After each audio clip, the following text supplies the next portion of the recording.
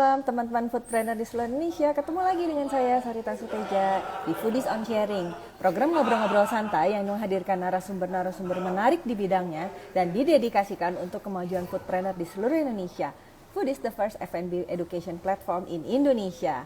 Malam ini, tema kita malam ini lebih banyak mengenai pencatatan keuangan untuk UMKM. Untuk itu, sebentar lagi saya akan panggilkan narasumber kita yang akan banyak bercerita, banyak sharing tentang UMKM. Sambil nunggu, bisa dada-dada dulu, dari mana aja, dari kota mana aja, dari negara mana aja. Semoga rame malam ini. Halo, cepet ternyata tersambungnya. Halo, Kak. Hai Cynthia. Hai. Jelas ya suara gue ya? Jelas nggak Kenapa? suara gue? Agak terputus dikit sih. Oke. Coba diinin dulu. Oh ya, sambil nungguin Cynthia, coba ngulik-ngulik dikit. Ngulik-ngulik dikit. Teman-teman, aku juga mau ini ya, ada sedikit informasi. Jangan lupa join channel Telegramnya Foodies Media Community untuk konten edukasi bisnis kuliner terupdate setiap hari. Kliknya itu di t.me/foodies_id. Jangan lupa ya, t.me/foodies_id. Gimana sih? Udah di trial lagi nggak? Coba ngomong lagi. Coba ngomong Sorry, lagi. masih putus-putus. Iya, masih agak putus-putus. Sebentar. Oke, Dulu. ditunggu. Silakan. Biar lancar.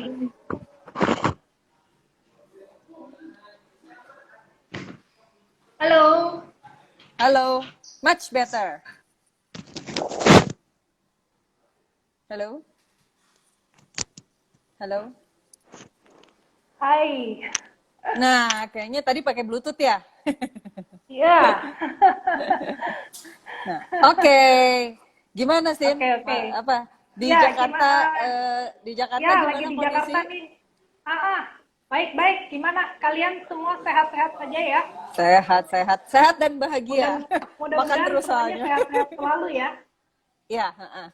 Nah, Sin, langsung aja kali ya. Iya, boleh. Langsung aja. Sebenarnya saya sama Cynthia ini teman lama banget ya, teman kuliah. Tapi udah lama Iya, banget nggak ketemu. kami bekas teman kuliah ya, cuman beda jurusan. Iya, betul. Nah, apa? Kalau Kenapa? kalau kalau soal angkatan jangan ditanya ya, Sar ya. Senior, nggak apa-apa. Senior tapi awet muda.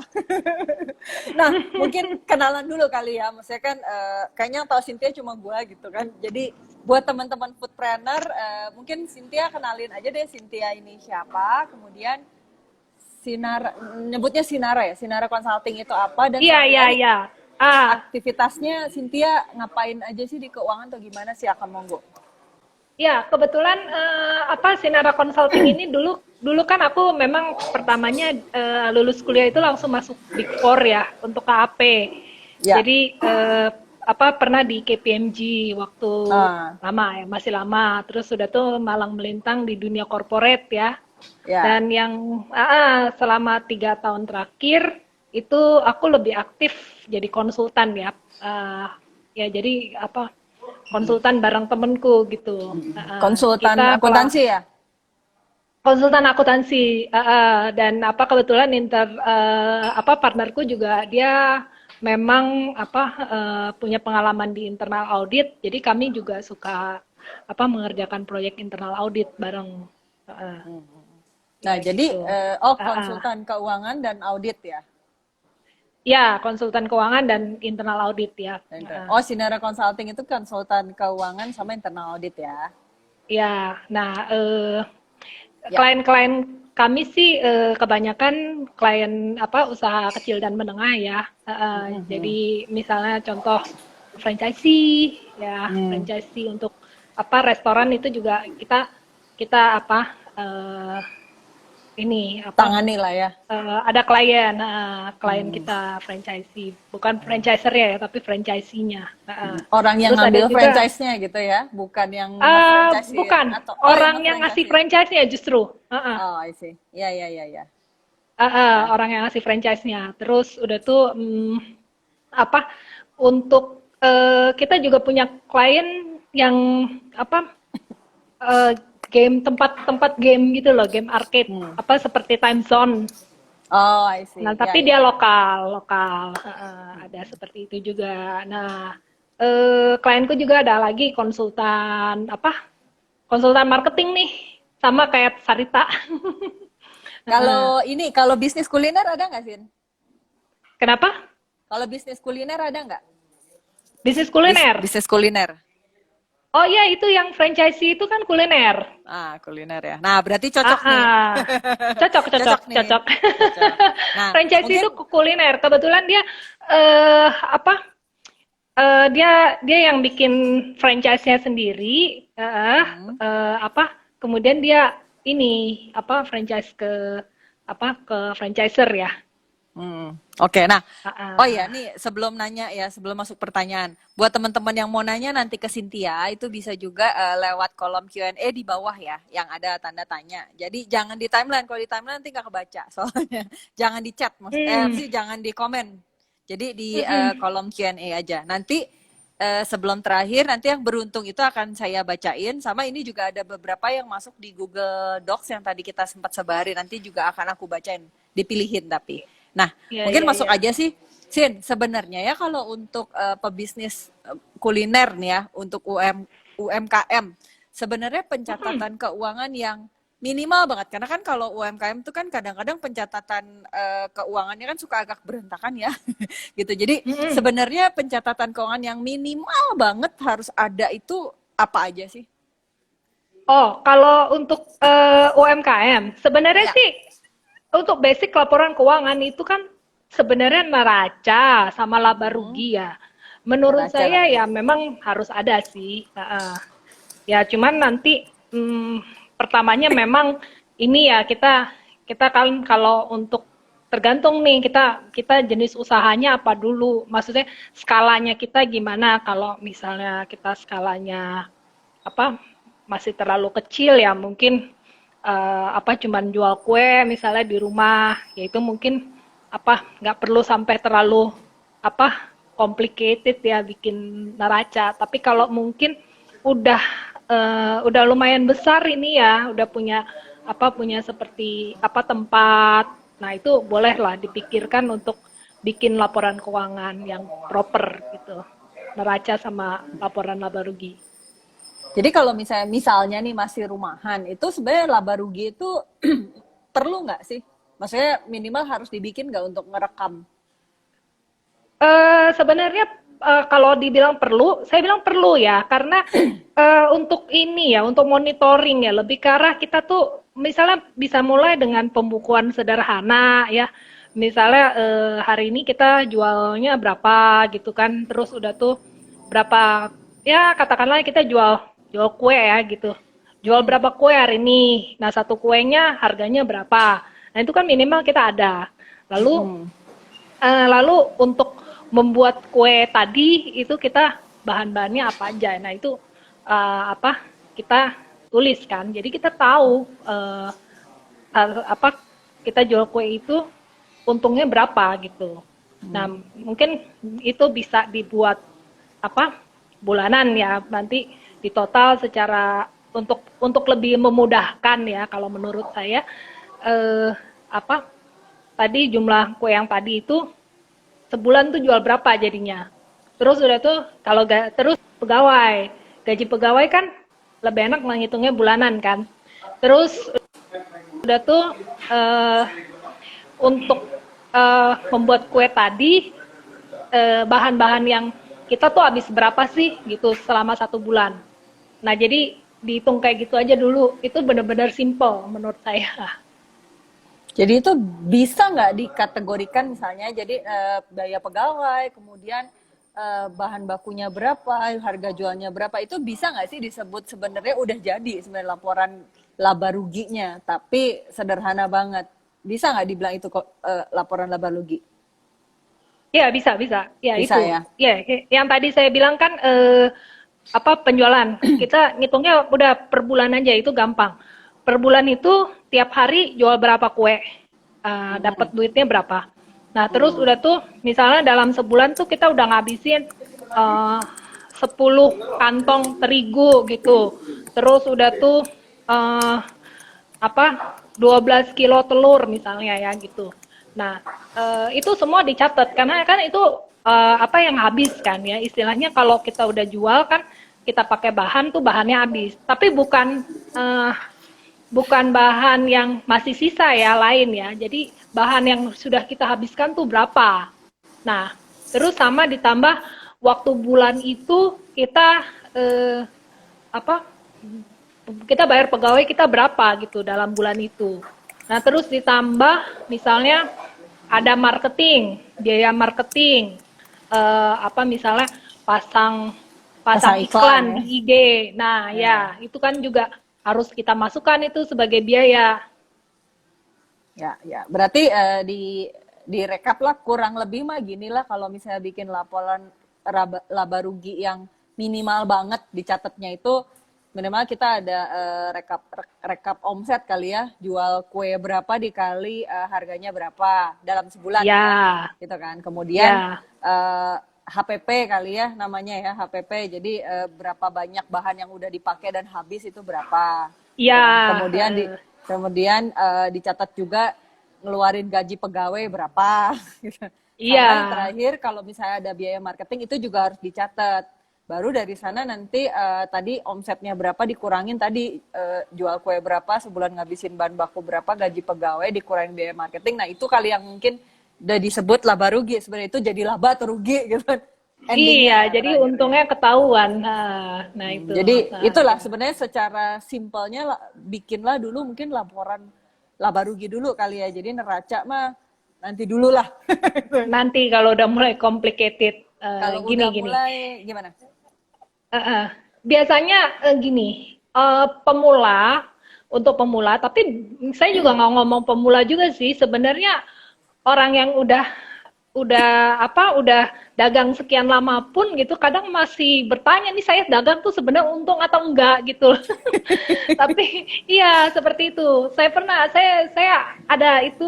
ada salah satu klien yang saya dapatkan tuh karena dia hire saya tuh hanya kepin tahu dia selama ini jualan dia untung atau enggak gitu. Heeh. Nah, nah, itu. Nah, tapi itu sih menurut saya simple. Cuman challenge-nya adalah disiplin. Misalnya apa? Kita kita kan kalau kayak gitu harus disiplin ya. Walaupun misalnya kita sebagai entrepreneur itu kita sendiri gitu ya. Nah, tapi itu kan harus ada kedisiplinan untuk mencatat itu, which is yang kadang-kadang entrepreneur itu suka lupa gitu, Ya, suka ya. lupa untuk suka karena mungkin fokusnya dengan hal yang lain, sehingga tuh hal-hal semacam itu kadang dia nggak maintain gitu. Nah jadi apa eh, pendapatannya berapa, terus udah tuh kadang untuk biaya-biaya itu oke lah, biaya bahan baku mungkin tahu gitu ya berapa, cuman mungkin ada biaya-biaya lain tuh yang kadang nggak keidentifikasi sama dia gitu. Oh iya, sebenarnya aku tuh ini loh apa marketing di Instagram itu di charge pakai kartu kreditku, cuman tiap bulan di charge pakai kartu kredit, cuman dia lupa gitu loh sebenarnya. Untuk Terus lupa dicatat. membebankan itu, untuk membebankan itu ke dalam laporan laba rugi. Itu Ya. hal-hal semacam itulah. Terus misalnya apa kita kirim barang itu kan apa ada transport biasanya. Nah, itu kan which is kadang memang orang yang bayar. Tapi kan kadang-kadang kalau kita kirim barang kita yang bayar, kadang kita juga lupa kan sebenarnya Ongkir itu ya. barang ongkir-ongkir itu loh. Terus Ya. ya belum lagi pengeluaran yang kecil-kecil lah. Jadi ibaratnya sih kalau saya bilang kunci sukses membuat laporan keuangan pribadi itu harus disiplin. Jadi semua hal harus dicatat pokoknya ya. Ya, ya. Nah, terusin ini lagi ngomongin nih laporan keuangan gitu. Nah, bisa nggak sih diterangin secara singkat dan apa rekap aja lah gitu. Sebenarnya post yang ada di laporan keuangan tuh apa aja sih? Maksudnya elemen-elemennya apa aja, sama di struktur keterkaitannya apa sama apa gitu. Bisa nggak singkat aja dijelasin? Oh, oke. Elemen laporan keuangan kan laba rugi. Tadi kan saya Ya. udah jelasin. Biasanya kan di laba rugi itu kan ada pendapatannya. Terus ada kurangin HPP. Nah, HPP, kemudian HPP itu kayak tadi kita jualan kue. Berarti HPP kita apa? HPP kita kan ini kan kayak Bahan-bahan lah. tepungnya, gulanya. Ya. Nah itu. Kemudian sebenarnya kalau biaya gaji pegawai yang untuk koki untuk bikin kuenya itu masuknya ke sebenarnya harusnya masuk ke HPP. Itu kalau misalnya kita hire orang ya untuk jadi asisten kita. Nah, Kalau misalnya kita sendiri gitu, ngerjain, sebenarnya baiknya tuh ada gajinya kali ya. Jadi jangan Kenapa? dihitung gak ada gaji ya. Jadi kalau misalnya ngomongin laporan keuangan kan harusnya nih, walaupun yang ngerjain saya kita sendiri. Tapi sebenarnya sebaiknya ada pos gaji nggak sih di situ? Oh, kalau yang mengerjakan kita. Heeh. Oh, ya so far kalau memang kita yang sendiri ngerjain, kita yang bukan bikin pembukuan ini, ya sebenarnya kan at the end, bottom line-nya itu kan sebenarnya untung atau rugi. Nah, untung atau ruginya itu kan kita bisa bilang itu gajinya kita atau net worth-nya kita gitu. Nah, Ya. cuman lain nih ceritanya kalau kita tuh sorry jadi agak loncat sedikit ya. Kita nggak apa-apa. partneran nih sama orang. Nah, ya itu gimana tuh? Nah, kalau partneran sama orang, gaji itu udah harus janjian itu SAR dari awal. Jadi Kamu harus modal ada kan ya? sekian. Iya, harus janjian pertamanya. Yang apa modal oke, berapa, kamu berapa, aku berapa. Nah, tapi kan kalau aku misalnya aku setor modal sedikit, tapi aku kerja istilahnya banyak gitu kan di company kan. Jadi maksudnya I am who run the business gitu loh, day to day gitu. Ya. Nah, itu kan aku harus dibayar dong per Mm. bulan gitu. Nah, berapa? Nah, itu set up dari awal. Berarti lebih ke perjanjian awalnya kalau yang manajemen yang dapat gaji kali ya, kurang lebih gitu kali ya. Iya, betul. Jadi Nah, yang manajemen kan biasanya dia dapat gaji tiap bulan, sedangkan kalau yang dia diem, dia hanya dapat keuntungan mungkin hanya tiap apa berapa lama sekali gitu kan. tiap Jadi nanti akan bagi-bagi keuntungan ya. bagi-bagi keuntungan, mungkin setahun sekali atau 6 bulan sekali gitu. Ya. Nah, terus kan tadi Iya. nyambungnya tadi nih. Tadi kan dari Cynthia bilang kan elemennya di kelaporan keuangan tadi kan ada penjualan, tadi kan sama ada HPP, kemudian Ya, ada ya. juga Nah, yang tukang ya. masak tadi ya. Ah. Nah, terus kalau udah dikurangin tuh udah namanya itu gross profit namanya. Oh, Gross jadi penjualan margin atau dikurangin gross yang profit. apa HPP sama gaji-gaji itu namanya gross profit ya. Iya. Nah, terus kalau yang di bawahnya lagi itu namanya OPEX, operating expense, Ya, biaya operasional. Nah, Ya. antara lain tuh itu biaya kayak penjualan, ya kan? Misalnya tadi aku bilang apa biaya marketing, kita pasang iklan Ya. di IG. Nah, iya itu masuk ke situ. Nah, terus Ya. biaya apa lagi? Misalnya komunikasi ya, listrik, telepon. Oh, ya. Terus Listrik, telepon, apa? gas masuk OPEX tuh ya. Iya, internet. Ya, Nah, itu masuk semua ke OPEX. OPEX. Habis OPEX dikurangin lagi jadi apa? Habis OPEX baru namanya laba rugi operasional. Di bawahnya lagi biaya apa? Pajak. Pajak. Oh ya, kalau ada pajak. Kalau rumahan kayaknya biasanya belum ada ya. Ya, Setelah biasanya itu ke pajak pribadi masing-masing ya. Nanti kalau dihitungnya dari ini, dari apa? Dari profit ya. baru habis setelah dikurangin pajak jadi namanya net profit. Nah, namanya net profit, laba bersih. Oke. Nah, terus itu tadi pos-posnya ya di laporan keuangan. Jadi ada penjualan dikurangin HPP itu namanya gross profit, kemudian Gross profit, dikurangin dikurangin biaya OPEX. operasional, OPEX, sama Jadi, dengan laba operasional, kurangin lagi biaya pajak, kemudian baru net profit ya. nah baru net profit. Pokoknya simpelnya seperti itu. Jadi itu pencatatan Iya. keuangan sederhana banget kali ya. Nah, iya. Nah, terus nah berarti sebenarnya Kalau tadi sebenarnya ya, neraca. neraca Ah, gimana? kalau neraca, mungkin orang bingungnya kali ya, neraca itu apa? Nanti Ya, ya kalau lagi di depan Google mungkin bisa dicek itu neraca itu apa, bentuknya seperti apa kalau misalnya yang belum familiar. Tapi neraca tuh kan sebenarnya ada debit, ada kredit. Dari ya, zaman dulu sampai sekarang itu pasti balance, harus ya, balance, Sar. ya, ya. Nah, nah itu neraca itu kenapa timbul neraca? Neraca itu kalau sekarang tuh banyak orang yang menyebut laporan posisi keuangan. Jadi Laporan artinya posisi keuangan. Ya. laporan posisi keuangan ya. Artinya adalah posisi keuangan kita saat ini. Jadi misalnya kalau laba rugi itu kan periode ya, periode. Hmm. Jadi 1 bulan gitu ya. Mm-mm. Kalau periode 1 bulan misalnya dari tanggal 1 Desember sampai 31 Desember.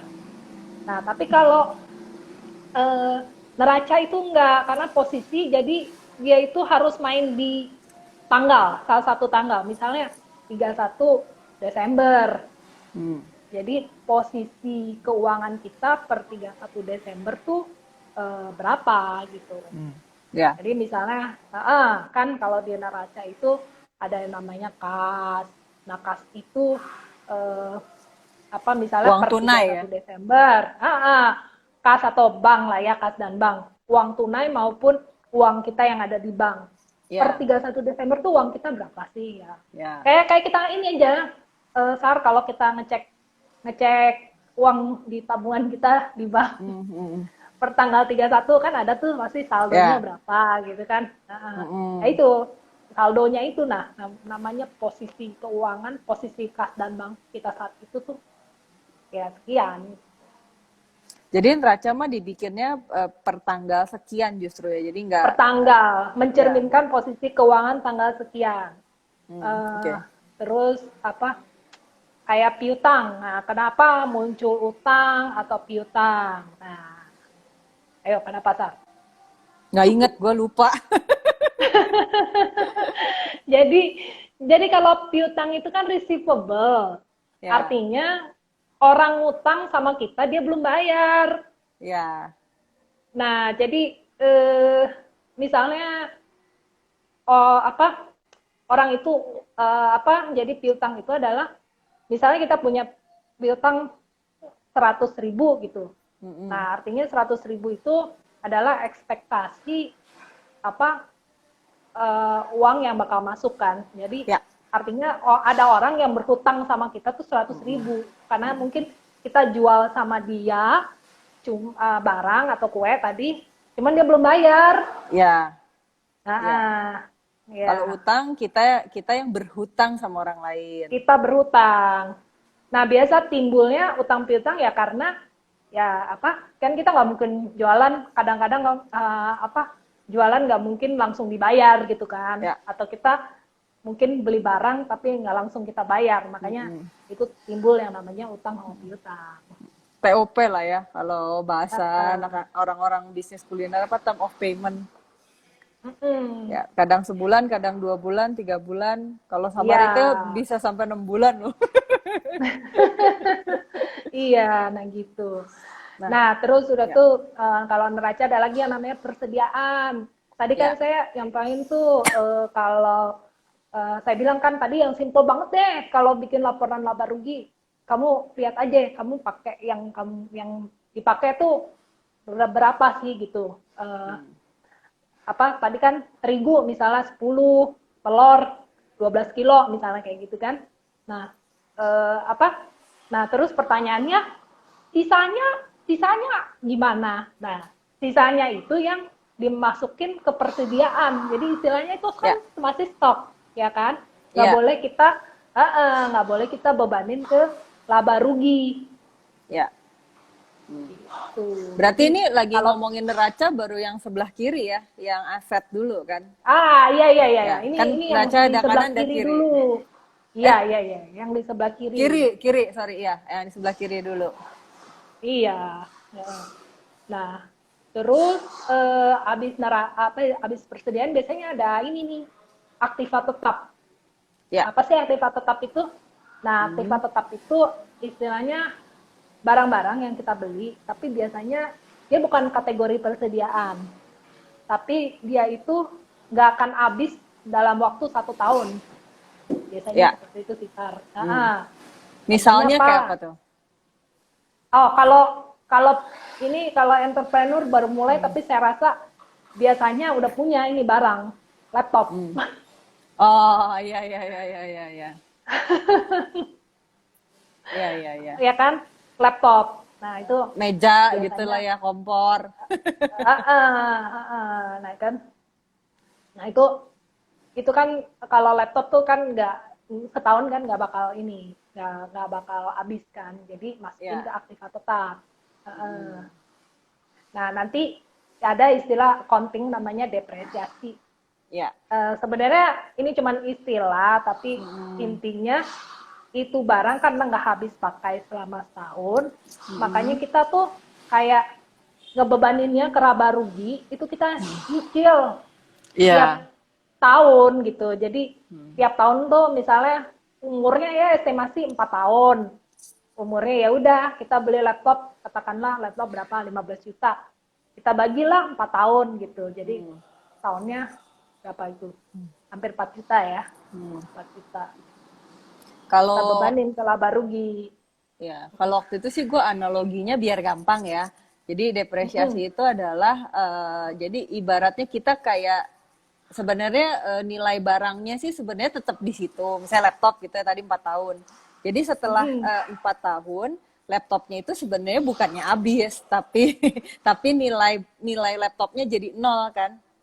Gitu kan, jadi nol. Nah, jadi analoginya sih kalau waktu itu gue sempat bikin analogi biar gampang dipahami, itu ibaratnya jadi setiap bulan itu kayak semacam kita tuh nabung, sehingga pada saat nanti di akhir tahun keempat ibaratnya kita udah nabung uang untuk beli laptop yang baru gitu kan. Iya, betul, gitu. betul. Seperti itu. Jadi kalau di pencatatan keuangan depresiasi itu memang seolah-olah si laptopnya itu kayak dihabisin tiap bulan gitu harganya.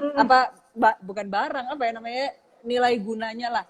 Sehingga sebenarnya pada saat akhir tahun keempat itu sebenarnya laptopnya tuh nggak habis. Cuma dalam pencatatan dianggap udah tidak layak pakai sehingga harus beli yang baru lagi. Kurang lebih gitulah analoginya. Ya, terus habis depresiasi apa, Sin? Habis depresiasi, pindah ke kanan aja ya, langsung. Pindah ke kanan. Tadi masih kiri ya, aset. Tadi masih kiri, sekarang pindah ke kanan langsung aja ya. Kiri, ya pindah ke kanan. Kanan sih sebenarnya nggak banyak sih, utang paling ya. Tapi utang itu ada macam-macam. Kan ada utang ke supplier, ya kan? Utang ke supplier biasanya kita sebutnya utang dagang. Nah, terus udah tuh ada juga utang gaji. Utang gaji itu misalnya, misalnya kita pembukuannya tanggal 31 Desember, tapi mungkin kita baru bayar gaji bulan ini di tanggal 1. Oh, iya. Nah, jadi waktu tanggal 31 Desember itu berarti muncullah utang gaji namanya. Yang harus dibayarin 1 hari kemudian tapi ya. Iya, seperti itu. Terus apa lagi ya? Kayak biaya yang masih harus dibayar. Kadang-kadang kan ada juga kita udah beli sesuatu nih, cuman dia tagihannya belum jatuh tempo gitu. Tapi kita udah belum datang tagihan dari supplier. Tapi barangnya udah datang. Nah, kita catat, catat itu sebagai namanya biaya yang masih harus dibayar. Ya, ya. Terus habis itu apa lagi? Habis hutang bawahnya Apalagi ya, ini sama yang terakhir yaitu ekuitas kita, modal. ekuitas ya, modal ya. Modal misalnya waktu awal kita store berapa, modal kan kalau kalau apa kalau mau usaha biasanya ada modal ya. Mm-mm. Nah, terus udah tuh eh, ada lagi namanya laba ditahan. Nah, laba ditahan itu adalah tadi kan kita udah ngomong laba bersih ya, Mm-mm. ya laba bersih kita di laporan laba rugi. Nah, laba Ya. bersih kita itu tiap tahun nanti akan masuk ke laba ditahan. Oh, itu Jadi masuk laba ditahan. laba ditahan sebenarnya intinya adalah eh, apa laba kita secara kumulatif setiap tahun. Kalau Jadi nggak dibagiin ya. kalau belum dibagi, kalau belum dibagi. Jadi Hmm. misalnya kayak apa?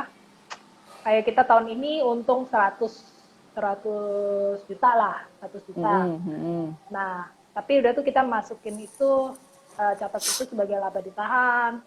Nah, tahun depan kita untung 300 juta. Jadi laba Mm-mm. ditahan kita 100 plus 300 kan 300. 400. 400 juta. Tapi kalau nanti sesudah itu ada kita bayar dividen, nah itu nanti akan berkurang. Berarti kalau misalnya dibayar dividen, pencatatannya itu di mana ya ngeluarin uangnya? Eh, Kalau dividen kita lihat dulu laba ditahan kita. Artinya kan Mm-mm. kemarin-kemarin ini kalau usaha kita memang untung, Mm-mm. oke kita bayar dividen kan, Ya. dividen ke pemegang saham. Jadi Mm-mm. mengurangi saldo laba ditahan tadi. Oh, mengurangi saldo laba ditahan. Iya, mengurangi saldo laba ditahan. Oke. Nah, berarti udah tuh yang neraca ya. Tapi intinya sih kalau misalnya memang teman-teman foodpreneur masih kecil usahanya, belum skalanya belum terlalu besar sekali, mungkin masih rumahan. Sebenarnya lebih ke suggest-nya yang dibuat laporan laba rugi dulu kali ya, pencatatan keuangannya ya. Karena neraca kan Iya, kayaknya much better kalau misalnya udah ada banyak komponen yang tadi disebutin tadi kan, ada apa karena kan gini, kadang ada juga beberapa orang yang usaha mungkin menggunakan hutang, misalnya hutang bank. Nah, itu kan pencatatannya bukan di equity ya, tapi di utang kan di atasnya ya. oh iya iya iya di hutang, Benar hutang ya? bank. Ya, Iya, hutang itu bank. bukan bukan modal kan? Nah, itu hutang Ya, bank. atau misalnya nggak harus bank sih, kadang-kadang ada juga kan yang ngutangnya sama orang misalnya gitu. Iya, Itu juga bisa dicatatnya bisa. di atas kan. Utang utang pemegang saham atau Iya, utang bisa kayak gitu utang juga. utang ke pihak ketiga bisa bisa. Iya, iya. Jadi Pinjaman. Nah, itu kan pinjaman, kita ya benar. nyebutnya pinjaman. Hmm, Pinjaman. hmm, hmm. Pinjaman dari bank, pinjaman dari pihak ketiga lainnya. Nah, Hmm. Nah, biasanya oke. ada bunga. Iya. Nah, oh ya, kalau bunga Ah, dicatatnya ah. di mana? Tadi Interest. bunga itu harusnya dicatat setelah laba operasional. Nah, setelah laba Oh, berarti operasional, kemudian pindah nih, nggak ada di neraca biaya ya? bunga. Iya, Nggak di neraca nyatetnya ya? bukan. Tapi di Bunga laporan laba itu, rugi. bunga itu kan sebenarnya apa biaya ya yang kita harus Ya. keluarin tiap bulan. Ya, Oh ya, pencatatannya per bulan berarti ya? iya. Biasanya kan kita hitung-hitungan bunga bulanan kan. Ya. Heeh. Iya, Nah, oke. tuh. Terus mana ya? Tadi sebenarnya udah banyak yang dijawab sih pas pertanyaan gue. Hmm. Iya kan? Nih Nah, kayak misalnya nih, gue coba tanyain lagi ya. Kalau misalnya nih ada bahan baku yang kita beli, tapi kita DP-in. DP-in tuh maksudnya hmm. uangnya, nih gue DP dulu, misalnya beli beli barang bahan bakunya misalnya ya, totalnya itu 3 juta gitu. Tapi sekarang gue DP-in dulu 500.000 misalnya gitu. Hmm. Nah, nanti sisanya itu dibayarin pada saat barangnya datang full semua gitu. Hmm. Lunasinnya pada saat barangnya datang semua. Nah, itu tuh nyatet pengeluarannya itu gimana gitu? Apakah di tanggal pas DP atau pas lunas?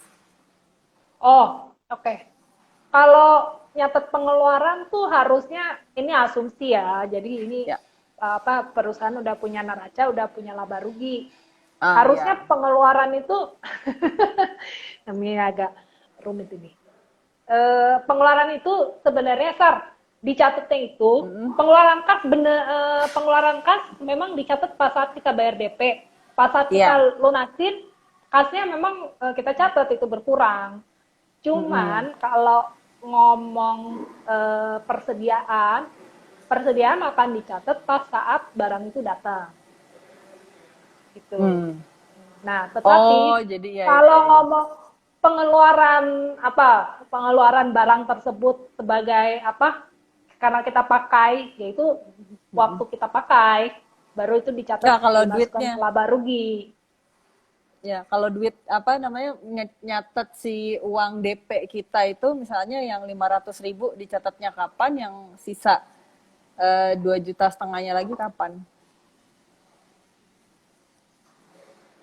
DP kita dicatat pas awal kita pas kita bayar kita harus catat itu sebagai kita biasanya catat itu juga itu catat sebagai advance uang muka ke supplier. Sisanya itu uang muka itu maksudnya di neraca ya, di bagian debit. Oh, di neraca. Ya. Tapi kemudian kalau persediaan waktu barangnya datang, uang mukanya tetap di take out dari neraca, gantinya inventory. Oh, berarti I see. Berarti ya. Berarti karena jadi pas di per 31 itu sebenarnya semua angkanya itu udah masuk di persediaan ya? Iya. Kalau udah datang semua ya. Kalau datang semua masuk persediaan ya. Kalau misalnya nggak datang semua? Setengahnya? Ya, kalau belum, setengahnya. Setengahnya yang jadi persediaan. Oh iya, sisanya masih ada di tadi advance tadi ya? Iya. Oke. Nah terus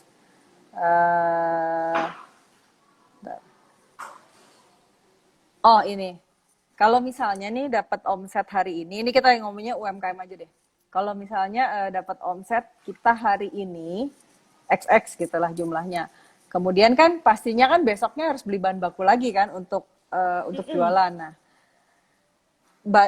pernah nggak Sin ada rekomendasi lah, maksudnya sebenarnya alokasinya itu apakah misalnya berapa persen dibeliin bahan baku, sisanya berapa persen di keep dulu untuk keperluan lain, atau gimana, atau misalnya ada nggak sih alokasi misalnya untuk petty cash dulu atau petty cash plus bahan baku buat belanja bahan baku, atau ada nggak rekomendasi alokasinya gimana sih bagusnya?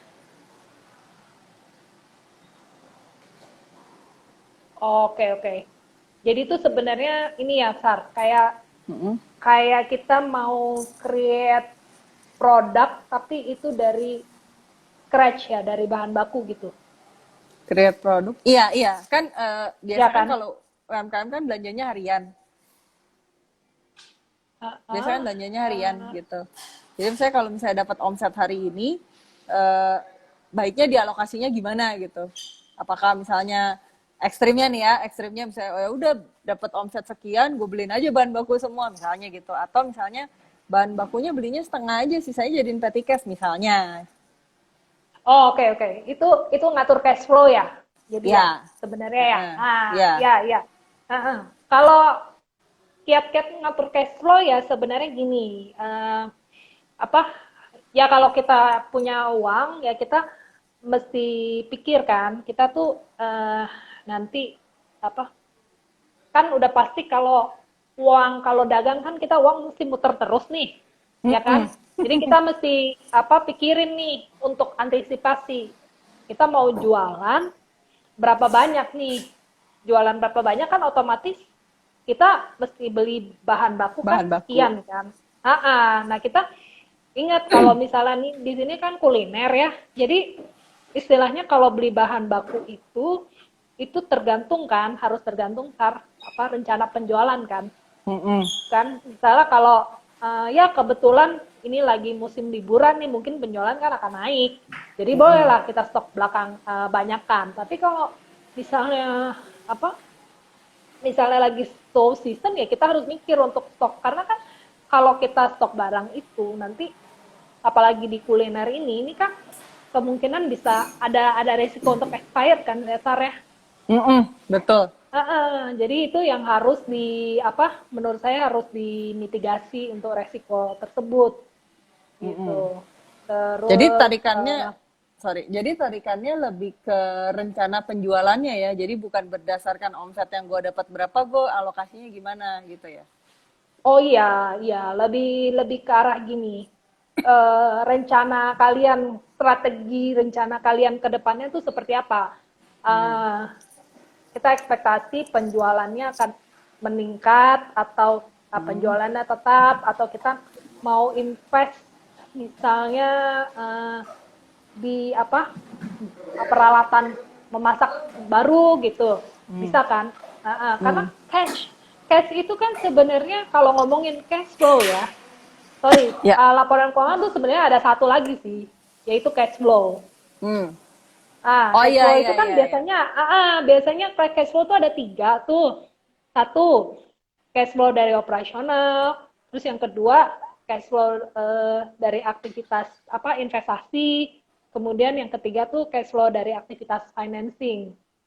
Nah, yang tadi yang terkait dengan cash flow dari operasional tuh ya istilahnya cash flow yang kita generate dari penjualan, dari kita pembayaran ke supplier, nah seperti itu, atau pembayaran gaji atau pembayaran pajak itu masuknya ke cash flow operasional. Ya. Tetapi nanti mungkin selain yang operasional itu kalian juga butuh kan untuk upgrade tools kalian gitu, misalnya upgrade peralatan masak kalian dan sebagainya. Nah itu which is itu kan masuknya sebenarnya ke aktiva tetap. Jadi itu Ya. masuknya ke apa cash flow untuk aktivitas investasi. Hmm. Ya ya ya ya Nah, ya ya. nah terus yang terakhir baru yang financing tadi kalau misalnya ada loan kita mesti bayar loan. Nah, Mm-mm. Hutang jadi ya ya loan mah. jadi dalam mengatur cash flow tuh harus diperhitungkan tiga aspek itu sih Sar. Jadi apa untuk pemasukannya dari operasional sama pengeluarannya, terus untuk investasinya juga ya atau ini kalau kita punya Ya. utang harus bayar kan. Iya dong. Iya, nah itu. Nah, oke. Biasanya Sebentar sih aku memang ya. apa kita kita aturlah sedemikian rupa supaya kewajiban-kewajiban kita itu terjaga gitu ya. Mm-mm. Kan kewajiban tuh kayak kayak utang bank kita mesti memang harus bayar kan. Jadi kita harus Mm-mm. cadangkan itu gitu. Mm-mm. Ya, ya. Ya, Iya, kayak maksudnya misalnya biaya dicicil, dicicil. gaji, biaya gaji pegawai juga kan harus Ya. kita cadangkan. Karena kan pegawai tiap bulan kita harus gaji kan. Iya. Nah, ini ntar abis ini kita buka pertanyaan ya gitu. Jadi Iya, sebelum buka pertanyaan, mau ngasih sedikit informasi itu tentang Foodies Online Class batch 10-nya Foodies. Itu nanti adanya di 28 dan 29 Desember. Temanya itu adalah aspek legal dan pajak untuk bisnis kuliner. Nah, buat teman-teman ini harus diamankan kursinya karena minggu ini adalah minggu terakhir untuk bisa ikut ke kelas Foodies Online Class batch 10 ini, aspek legal dan pajak untuk bisnis kuliner. Jadi buat teman-teman yang mau daftar itu bisa langsung ke bit.ly garis miring legal and tax, tapi mendingan paling gampangnya sih langsung masuk aja ke landing page-nya Foodies atau bisa di 081 081 312 147974. Ulangin ya. 0813 1214 7974 gitu. Jadi dua hari itu nanti akan dibawakan itu oleh Mas Bimo Prasetyo. Kemarin itu udah sempat juga IG live kalau teman-teman ingat gitu dari CEO-nya Smart Legal. Jadi dia bicara tentang uh, edukasi dan advokasi yang menjembatani agar akses hukum jadi mudah bagi dunia usaha. Nah, satu lagi mengenai pajaknya itu akan dibawakan oleh Pak Budi Nur Sandi. Jadi CEO Manakod 8 Konsultan dan Accounting. Jadi buat teman-teman bisa langsung daftar aja atau klik link bio di Foodies. Nah, Sin, kita masuk ke pertanyaan ya. Aku ya buka boleh dulu. boleh. Aku buka dulu pertanyaan yang di Google Sheet yang dari tadi siang udah kita sebarin. Ini ada beberapa pertanyaan yang masuk. Cara mencatat stok bahan baku. Sebentar, cara mencatat. Oh ya ini nih boleh nih. Gimana cara mencatat stok bahan baku bisnis kuliner dan mencek stoknya gimana? Ini masuk ke finansial nggak sih sebenarnya? Masuk ya? Stok bahan baku kan? Iya, Masuk, masuk, masuk masuk, ya. masuk. Yang tadi kali ya. Masuk. Dan kalau di bisnis kuliner itu kalau apa? Biasanya kan ada ini ya, ada formula ya, Sar ya. Jadi misalnya kalau kita bikin create satu menu, Ya, itu kan kita udah tahu kan ingredient dalam menu tersebut tuh apa aja. Misalnya ya, bikin nasi goreng gitu, ya. berapa gram nasinya kan standarnya seperti itu kan. Mm-mm. Terus bumbu-bumbu lagi yang dipakai berapa bawangnya. Mm-mm. Nah itu kan maksudnya. Jadi eh, apa nanti kalau misalnya kita eh, apa bahan bakunya itu nanti kan kita eh, kita bisa bisa lihat kan, bisa kurangkan dari situ untuk pemakaiannya berdasarkan menu yang dipesan gitu. Oh, jadi nyatetnya itu ya pokoknya forecastingnya berdasarkan bahan bakunya apa aja, Hmm. berapa, kemudian nanti Mm-mm. ngurang-nguranginnya berdasarkan apa yang dipakai. Ya dibandingkan lah ya, dibandingkan nanti apa eh, apa biasanya kan juga kita lakukan ini ya, kalau udah restoran yang proper tuh kan stock take ya tiap bulan gitu, Ya, sisanya ya, ya. berapa gitu kan, berapa mas ininya. Oke. Nah baru Nah, kita bandingkan dengan menu kita penjualannya berapa yang sesuai dengan formula tadi. nah, Sin, ini sebenarnya pertanyaannya agak semi curhat sih. Cuma Mm-mm. nggak tahu ini ada nggak ya sebenarnya solusi atau tips mudanya. Jadi keuangan bisnis saya selalu mengalami selisih uang. Padahal aliran uang masuk dan keluar selalu saya catat gitu. Adakah sih solusi terbaik untuk masalah yang saya miliki? Sorry tadi aku nggak berapa ini punya masalah di. Ke nih keuangan bisnis saya selalu mengalami selisih uang, padahal aliran uang masuk dan keluar itu selalu dicatat. Apakah ada solusinya ya? Oke, oke.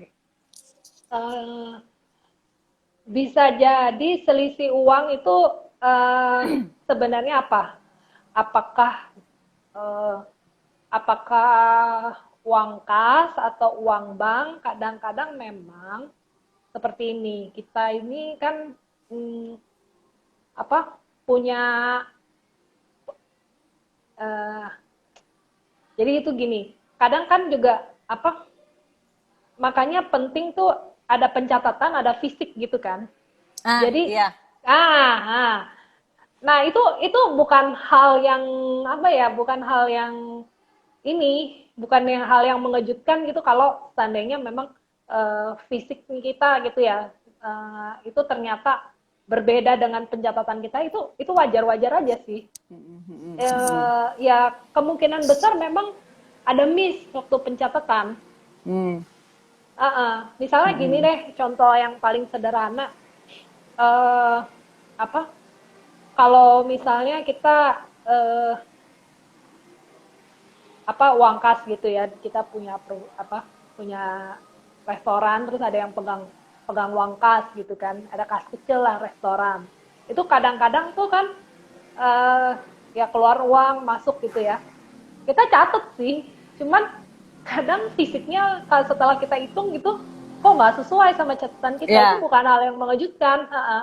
Itu oh ya ternyata tadi uangnya dipinjem buat bayar sampah, tiba-tiba tukang sampah dateng gitu nagih. Iya enggak.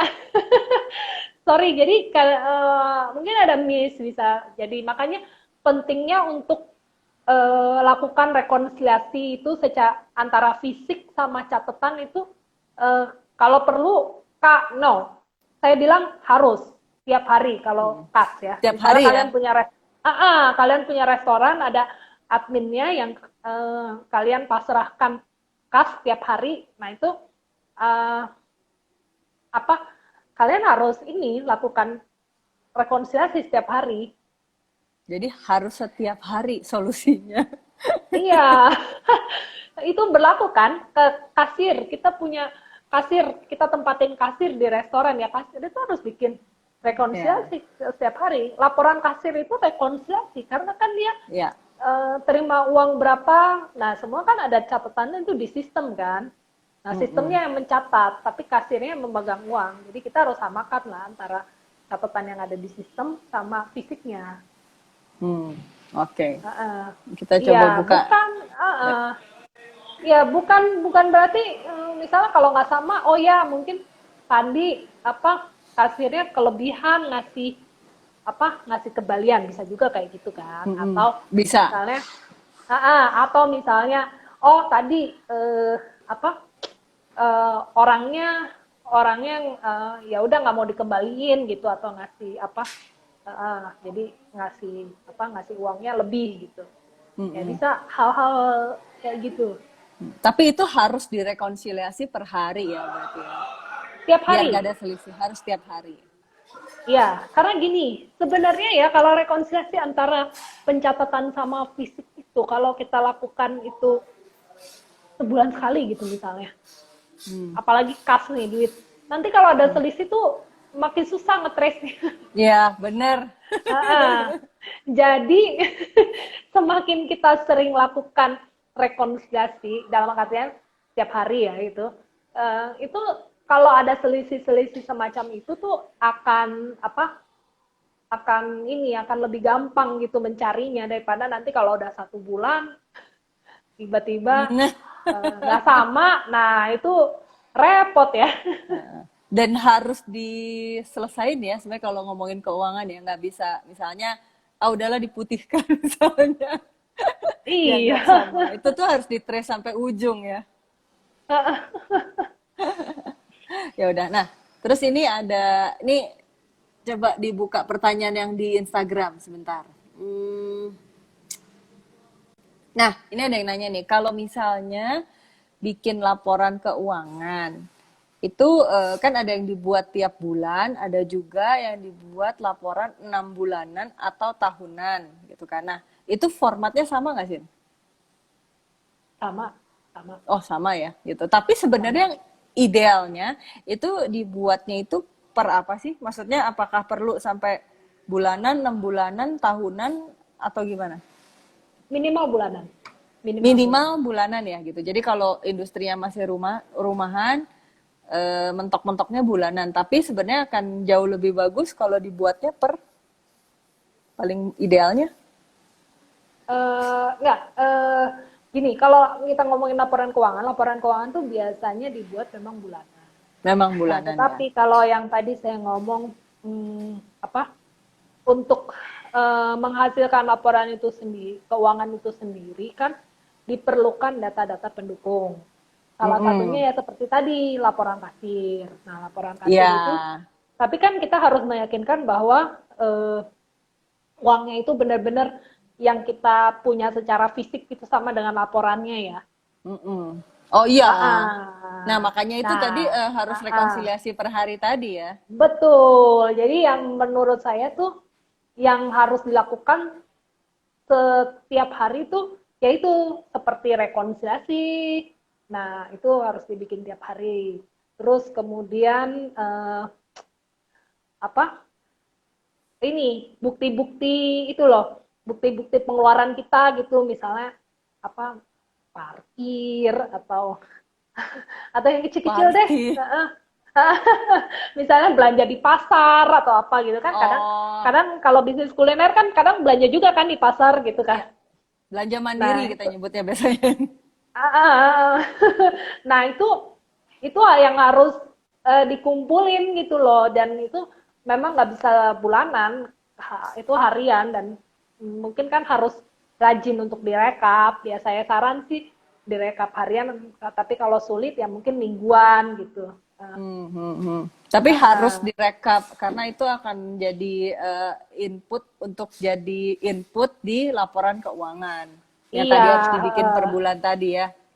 iya, saya bilang sama klien-klien saya, tidak masalah sih kalau laporan keuangan itu saya yang handle gitu. Cuman kalau Ya, untuk administrasi, nah itu biasanya saya ajarkan klien untuk punya minimal ada admin untuk ya. untuk untuk inilah mengumpulkan bukti-bukti tadi sama melakukan rekonsiliasi day to day.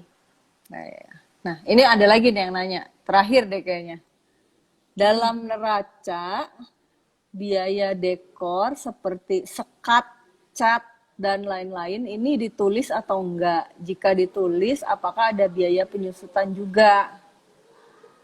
Dekor ini loh, apa kalau kita punya outlet kan suka ini ya, pas awal kan Oh, kita oke ada oke. ngecat gitu kan. Dekor ya. Nah, itu masuknya apa ya? Masuknya aktivitas tetap. Aktiva Jadi tetap. itu ya, jadi itu gini, kalau kita apa kita kita mendekor ya, dekor gitu. Nah, itu eh, dekorasi itu biasanya kan nggak habis tahun kan. Nah, ya. Ah, ah. Tapi Jadi itu biasa ada ya. hitungannya namanya bahasa Indonesianya aku lupa ya, namanya apa? Bukan amortisasi Leasehold ya? Bukan ya, leasehold bukan. improvement ya. Nama asetnya tuh leasehold improvement. Artinya tuh ya apa ya? Jadi ya kayak itu apa kita bikin bikin dekor, partisi. Nah, itu Mm-mm. sekat-sekat gitu ya. Ya, Kalau di kantor tuh biasanya sekat-sekat gitu kan. Sebenarnya tuh dekor juga kan, interior ya. ya. Interior, ya, ya, ya. Jadi itu maksudnya Interior. aktiva tetap. Tapi perlu disusutin nggak tadi pertanyaannya? Susutin, Tetap susutin. harus disusutkan ya? Susutin. Karena apa? Oh. Yang nggak disusutin tuh cuma tanah. Ya, ya, ya, ngerti, ngerti, ngerti. Ya, ya, ya. Karena Karena kalau mungkin kayak, analoginya harus diganti juga kali ya.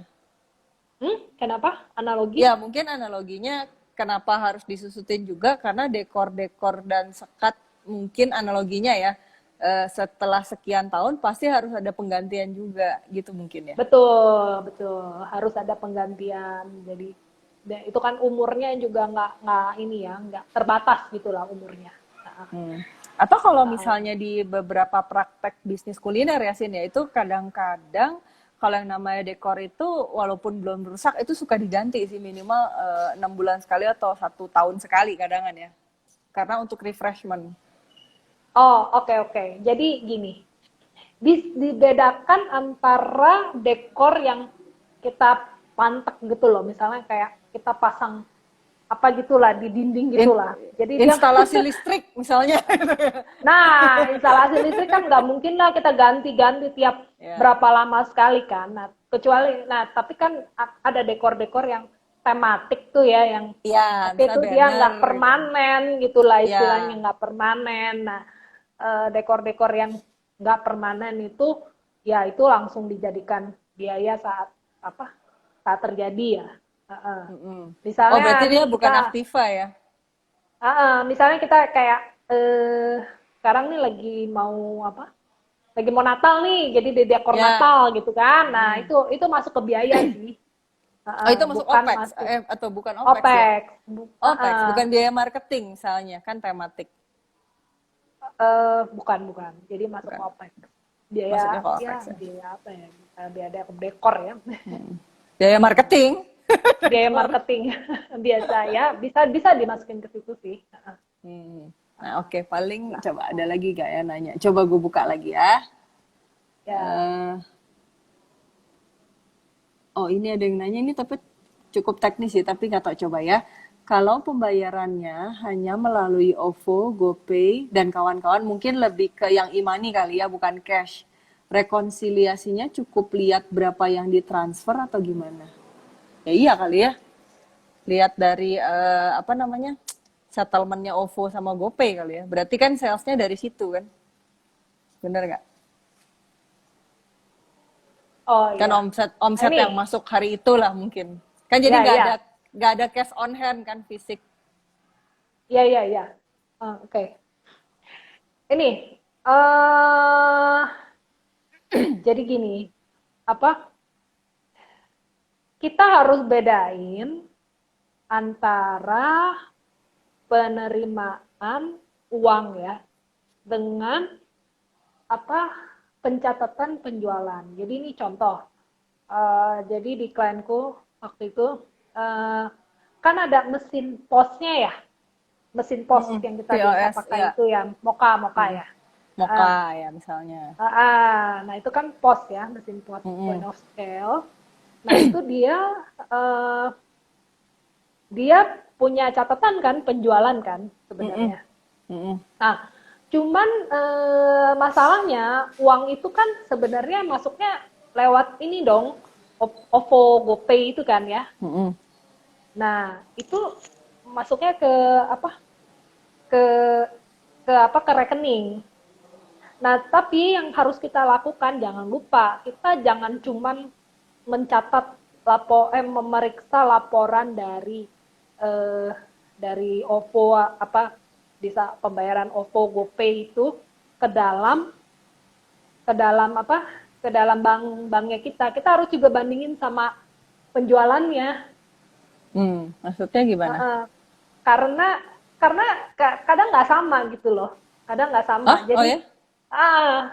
kan uh, apa intinya kan OVO GoPay itu kan uang yang kita terima kan. Mm-mm. Kalau sebenarnya kalau yang kita punya sistem kan itu adalah kita nyatet penjualan berapa gitu. Kadang Mm-mm. bisa nggak sama gitu antara penjualan yang kita catat dengan uang yang kita terima dari OVO atau GoPay itu. Mungkin nggak karena ada fee-nya memang. MDR. Kenapa? Mungkin nggak karena MDR-nya. Memang ada MDR-nya juga. Iya, mungkin bisa bisa karena apa? Kasir itu salah salah Oh, apa? Salah input, salah salah input input ini. ya. Salah input apa tuh namanya? Amount kan bisa juga kayak gitu. Bisa, bisa, bisa. Ah, Nah, oke. ah. Nah, paling itu aja sih, Sin, dari... Bentar, gue cek dulu ya masih udah nggak. Cukup sih itu aja. Cuma mungkin, oh ya, sebelum kita closing, ini yuk kita foto bareng dulu. Oh, Foto oke bareng. oke. Gitu. Jadi Oke ada oke. teman-teman bisa di print screen gitu kan, nanti di post di IG story masing-masing. Jangan lupa tag @foodies.id dan @sinara consulting ya. Disambung kan Ya, tadi ya? Disambung ya? ya, ya. @sinara Tag Sinara consulting. Consulting. Ya. Gitu. @sinara consulting dan tag @foodies.id. Kita bergaya dulu. Ayo pada di print screen ya. Oke. Oke, sekali lagi. Oke, nah, Sin, sebelum terakhir banget nih, mau Ya. minta ini dong, em, adakah referensi, misalkan apakah itu buku, apakah itu link, apakah itu YouTube channel atau apa sih, buku, artikel atau apalah yang bisa dibaca oleh pebisnis kuliner pemula lah ya, biar lebih ngerti lagi soal keuangan. Sebenarnya kalau apa soal bisnis kulinernya kan saya rasa apa foodies ya lebih ini Kan lebih oke. keuangan. Nah, tapi kalau untuk buku akuntansi apa itu ya sebenarnya tidak ada yang spesifik sih. Cuman ya bolehlah pantengin aja apa IG-nya Sinara karena Sinara Nah, Consulting nanti akan apa kedepannya akan ini kita akan bagikan lah tips-tips seputar keuangan, akuntansi sama perpajakan. Nah, itu dia. Nah, sama satu Nah, lagi. Kalau mau ngubungin Sinara Consulting itu kemana? oh boleh ke 0812 8111 8425. Coba diulang lagi. 08 ya 0812 8 satunya 3 kali 8425 atau ke consultsinara@gmail.com. Consultsinara@gmail.com. Iya. Okay. Atau kalau misalnya nge-DM IG-nya dibales nggak nih? Iya. Iya, kita juga ini kalau mungkin ada yang pernah dengan jurnal ID, kita juga partneran dengan jurnal. Jadi kalau ada yang tertarik memakai jurnal.id bisa hubungin kita. Nah, itu dia. Jadi kalau buat apa? Kalau misalnya nge-DM Instagramnya biasanya di feedback kan ya? Iya. Ya udah. Oke, paling segitu dulu Oke. dari Foodies. Thank you banget sih udah Iya, thank you sejam Sar. lebih dikit Sama-sama. sih. Sejam lebih Senang dikit bisa sharing di sini. gitu. Oke, Ya, semoga mudah-mudahan semua yang makin, ya gimana? moga-moga makin sukses juga dengan tim Foodies dan teman-teman juga. Amin gitu. Jadi thank you banget Amin. buat Cynthia. Semoga semua Ya, yang di-sharing malam ini bisa jadi input, masukan sama buat bahan belajar lah teman-teman. Semoga bisa ngasih solusi juga buat beberapa permasalahan mengenai keuangan. Nah, jangan lupa kalau memang nanti pengen ngontek bisa langsung ke @dinara Consulting. Oke, paling ya. segitu dulu dari Oke, saya. Dan thank you. segitu juga dari Cynthia. Thank you buat teman-teman foodpreneur yang juga udah mantengin IG live kita malam ini. Sampai ketemu di Foodies on Sharing selanjutnya. Dadah. Dadah.